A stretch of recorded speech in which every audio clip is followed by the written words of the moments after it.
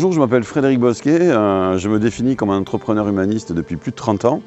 J'ai géré plusieurs sociétés d'un bon ancienne vie, une entreprise de personnes porteuses de handicap, on était une cinquantaine de salariés, et puis une agence d'intérim social où on était plus d'une centaine d'équivalents temps plein. Dans cette étape de ma vie, je me suis rendu compte vraiment des enjeux climatiques et des enjeux écologiques et énergétiques de notre société. Et donc en 2013, j'ai décidé de partir faire un tour de France à la rencontre de tous ces acteurs qui avaient quitté leur vie pour s'aligner sur leurs valeurs. Et au retour de ce Tour de France, je me suis dit mais il faudrait vraiment revenir s'occuper de ces petites communes rurales qui sont en train de mourir.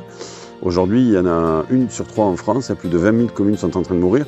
Et en même temps, on sait que plus de 35 millions de Français veulent quitter les grandes villes pour venir justement s'installer dans ces petites communes parce qu'ils trouvent que vivre à la campagne, aujourd'hui, c'est beaucoup plus aligné sur leurs valeurs.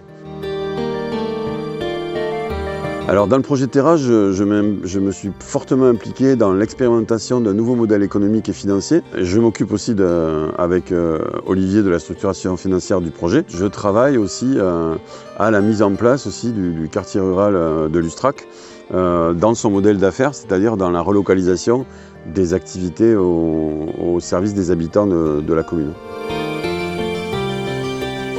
Investir dans le projet de Lustrac, c'est remettre son épargne au service de ce qui est vital aux habitants de ces territoires ruraux. Notre objectif, c'est d'investir cet argent dans l'appareil de production locale pour produire les biens et les services dont les habitants ont besoin.